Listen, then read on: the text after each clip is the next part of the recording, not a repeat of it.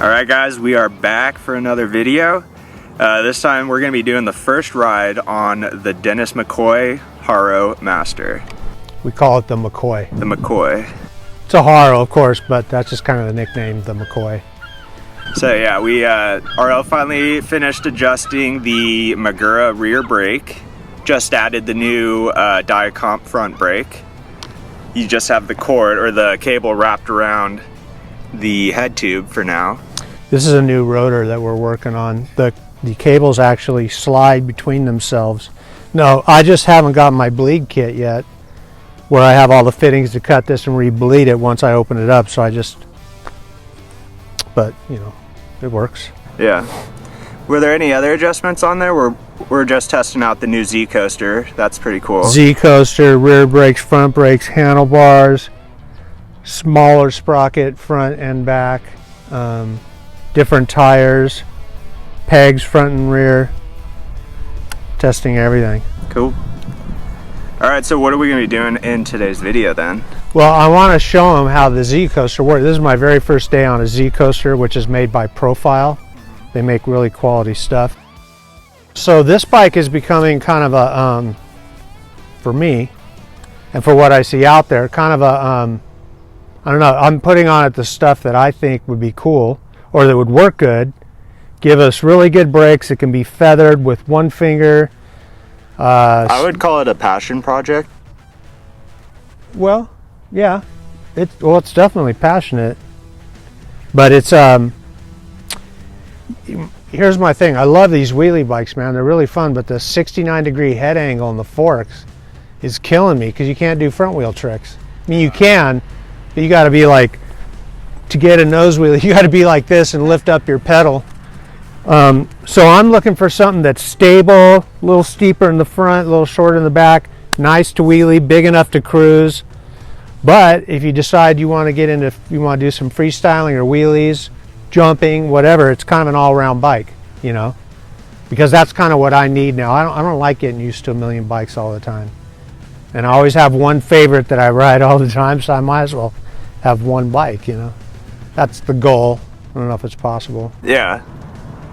Okay, so I guess we're gonna do some riding in this video and cover the coaster, the free coaster, and some of the other parts. Mm-hmm. You got anything you want to say before we get started then? Yeah, on the other day, I was thanking people that helped me, and I forgot to thank Pat Trantham. Oh, yeah. Pat that works with me all the time. He helps me with this bike stuff a lot. He has a real good view on, well, what if we did this? Or maybe you should have a, you know, he's like one of those elements that of all these other guys too. It's just a really tight circle of guys that are helping me with all this stuff, and it's really helpful. So thank you, Pat. Yeah, and I also want to say thank you to Eric Wolf. He sent us this really cool metal sign. It's like a cutout of RL's signature in this red, just really cool looking metal. Just got that yesterday. If you guys follow our Instagram story, you would see some pictures on there. But yeah, it is really cool, custom piece. Yeah, it was plasma cut. It's got the red on it that we want to use on the bike, and it's got, when you put it on the wall, it's got these lines going through it, like sanding lines where the light hits. It's really freaking cool, man, and it's big. It is. Just a really cool gift from Eric. Yeah, it is. We really appreciate that. Cool. Yeah, and we'll show you guys in one of our next videos when we're back in the bike building room. We'll show you guys the sign. So yeah, that's what we're gonna do in today's video. Before we get started though, just want to remind you guys as always to like and subscribe if you haven't already, and be sure to check out rlosborn.com. We have a shop on there with our merchandise. I know we've been talking about the Ring of Fire merch, so that is still available up there for order. Okay, you ready to get started? Mm-hmm.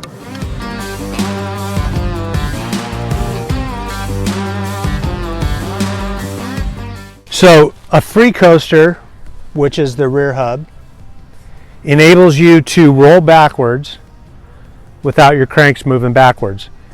So instead of having to pedal backwards, you can just sit there, you can sit on your seat, you can move to your pegs, you can set up for tricks easier.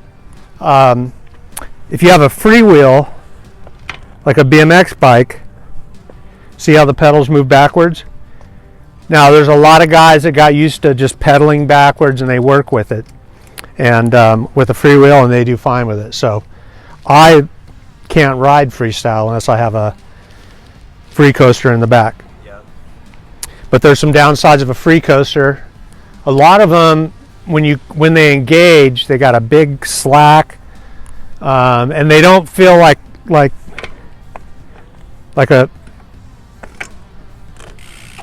freewheel. When it engages, it's tight. There's no slack. You know you're metal to metal, feels strong. And a free coaster feels a little sloppy. It doesn't feel like they're completely there yet.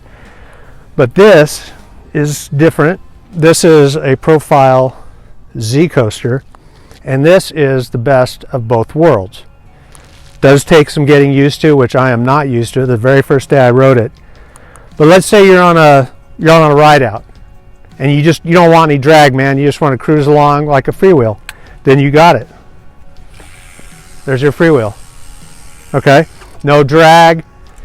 Everything's good.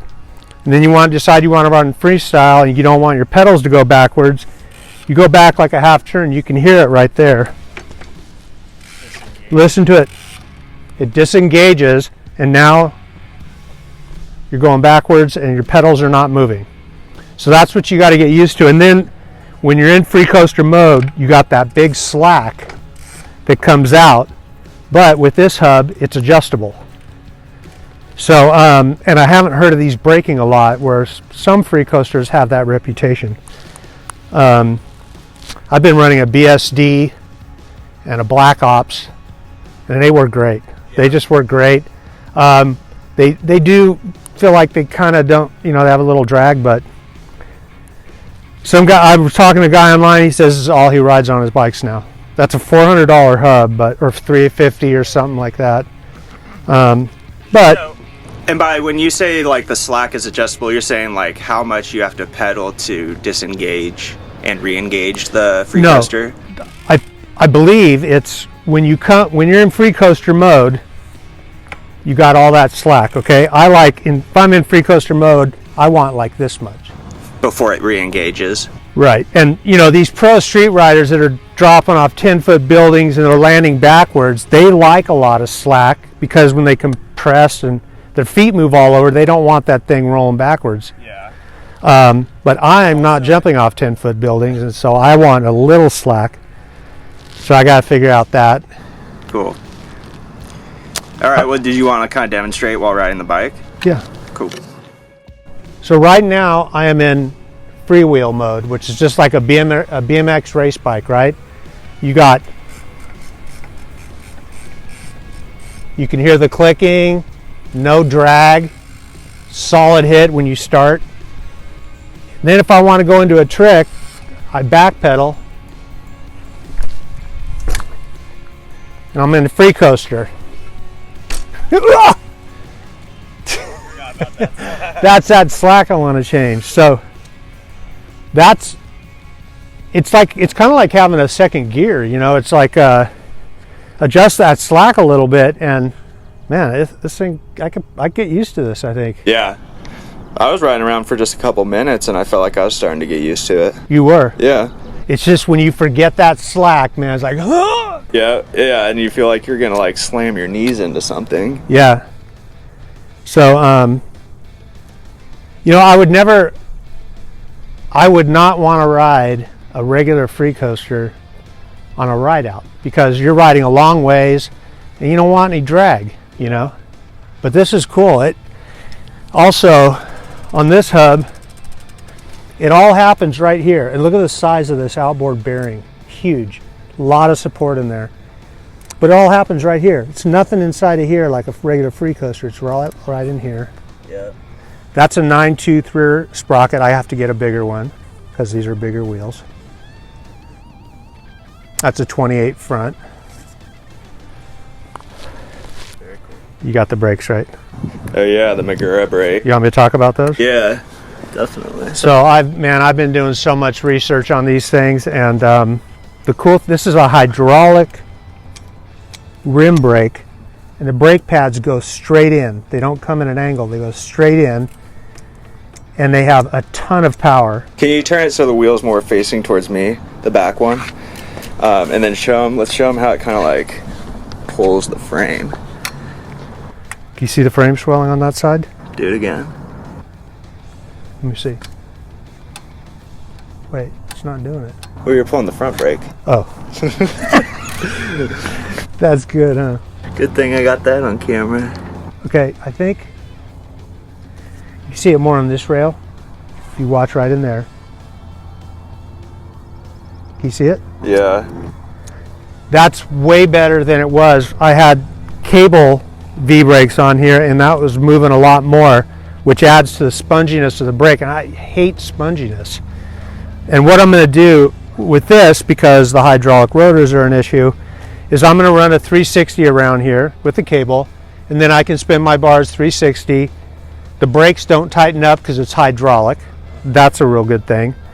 But the key is that if you want to grind, because it's a rim brake, you don't have a disc or your calipers down there, and it's wide, so it's wide open. You can still grind. You don't have to worry about ruining your brakes. Oh yeah. The other one is, if you're older like me and you're doing wheelies and you want to get steep, you don't want to have all your fingers out here. You need some on your grips. One finger would be like a dream, but to stop you if you're going over, you know. And with this brake, I think that'll be taken care of. You have just one finger all the time, no matter what. Seriously. Nice and smooth. You want to show them the front brake real quick? Yep. Front brake is a Diacomp Diatec Ombre, which I think is similar to a 990. And it's not doing too bad. It's working. Yeah. It's not as smooth as the hydraulic, but it's not doing too bad. Not as much power either, but you kind of get used to it. Yeah, and you can feel the flex when this thing hits, and you're right here. You're spreading your frame from here to the grip. You're pushing your frame out, that's what I wanted. Yeah. All right. What else do you want to show them? Okay, so we got pegs on the front. These are bully pegs. I just grinded them out so they cleared the forks. This is a 2.50 tire instead of 2.50 by 26 instead of a 210, which comes on its stock. You know, I like the SE bikes. I like the fat tires. I don't want it too fat because it gets kind of heavy. But that's the other thing about this bike: aluminum frame, smaller tires, good brakes, and it's really light. Yeah. I don't know what the weight is, and I'm going to cut some more weight off by changing the pegs to aluminum inside, plastic on the outside. I like too how it's got a steeper head angle, but because you've got the bigger wheels, you don't feel like you're way over the front of the bars. Right. It still feels like you're nice and steady, which is cool. Yeah. So when you're cruising, you're not like, you know, like my Freestyle bike, man. It's like you got to be really paying attention. It's sharp, great for freestyle, really easy, but that's all you can do on it. Yeah. You could jump it too, really, but jumps are scary on that bike. When I rode at that skate park and on those dirt jumps, I was like, man, this felt really good. But man, my SE fat bike, my Mike Buff Ripper SE, whatever, it's got 10 names.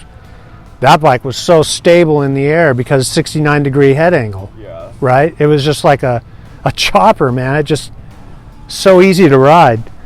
So did I already go over this? Why I'm building this bike? Yeah. Okay. So the bars look a little too small for me. We're going to go with something a little bigger. You've got some of those big honkers, or what? Got some big honking, not super big honking, but SE big honking. There's a huge difference. What else did you want to cover? Do you want to show them any riding now? Profile front HUD. Let's give it a spin. Let's see what you can do with this. Thank you for that. Come on, this is the first day on this thing. So, was there anything else you wanted to say first? You mean before you interrupted me? Yeah. Besides you mean? Oh. Yep. No. Nope. Okay. Off into the sunset he goes. All right, we got test run numero uno. Let's see how it goes. Okay, we're freewheel, disengage. It's so steady. Look, I'm barely Man, I like that. That was nice. And the freewheel was set when I came out.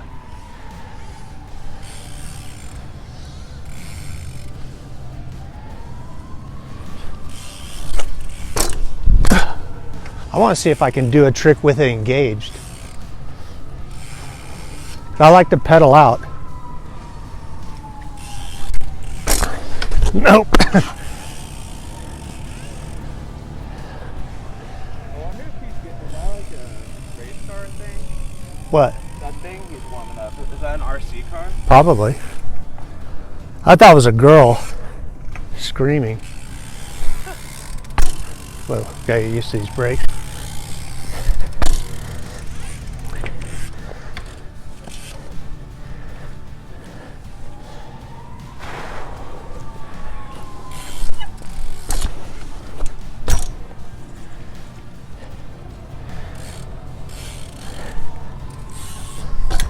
I disengaged it in the air. This is more about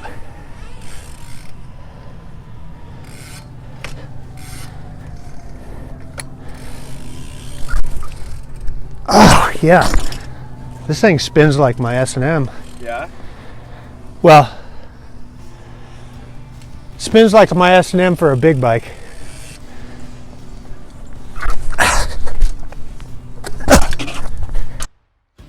Without plugging you with a... I'll survive. Uno mas, uno more. As many as you need, big guy. Uno mas is no more, huh? One more? Yeah.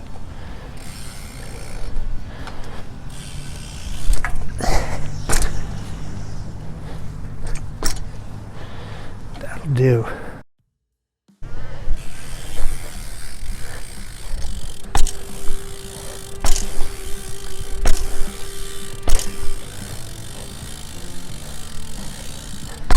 You know what?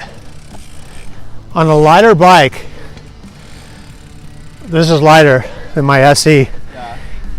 When you hit the brakes, front end doesn't just slam down. You have more feathering control because it's lighter. You can get it back up. That makes sense? Yeah, definitely. Kind of cool. And to think it's only going to get lighter. Yeah.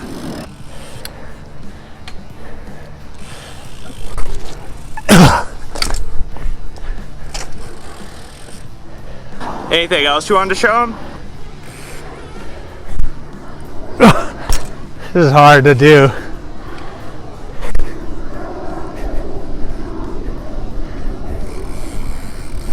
Hey! One finger, barely tapping it. It was more than enough power. Really?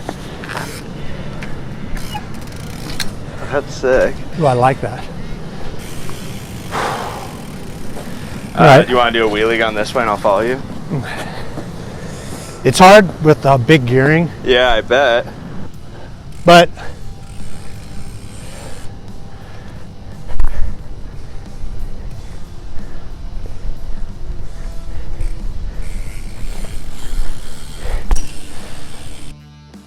I think there's a few people out there that are trying to do freestyle bikes, you know, in a 26 or 27.5. This thing feels as big or bigger than my SE because it's 23.5 on the top tube. And this is John Bilgens that did this. Really smart. When you get a steeper head angle, 1 degree here, it could be 2 inches down here, which gets everything, I don't know what that formula is, but it gets everything close here. Your feet hit your tire. So what John did to go to a steeper head angle was lengthen this to get the steep head angle and keep the room. Pretty smart. I think that's really good. Yeah. But I think I want to go a little bit steeper, or maybe just get straight forks with an offset. I don't know, but right now, man, this thing feels really good. Yeah. Like, this will be the bike I ride, I think. Finally. When I get it dialed. Alright guys, so that concludes the first ride video of the Dennis McCoy Haro Master. before we wrap up, RL has one more thing he wanted to tell you all. So this is funny. This is another reason why I picked this bike. Big reason, double top tube. So if you're doing a standard here, it's more stable. If you're doing decades, it's more stable, and it doesn't get in the way. So I mean, why not have it, you know? Yep. So cool. And we'll of course update you guys once we get some more parts in, like the new handlebars. And you are going to put gyro on there, right? I don't know, because you know, it's not like I'm hitting 70-foot gaps and spinning my bars. I only need like a 360, and you can just run a little longer cable and you can do that 360, because there's no hydraulic, as far as I know. I've checked with everybody and they're still having a lot of problem with the hydraulic gyros. So I guess it's a work in progress at this point, other than the handlebars. Yeah. Cool. Well, we'll be back with more videos on this bike as, you know, we get more riding in on it. Probably try out some jumps with it in the bike park and such. Go ahead. No, I won't say it. Okay. That's too good of an idea. All right, well, I guess that wraps up the video. Before we go, as always, I want to mention to like the video and subscribe to our channel if you haven't already. And as always, visit our shop at rlosborn.com for all of our merch and gear. Not sure what to do with my hands. You ever notice how when you're on camera, you're like... Having a Ricky Bobby moment. Ricky Bobby moment. All right, guys, well, thank you, as always, for watching, and we will see you next time. Thanks, guys.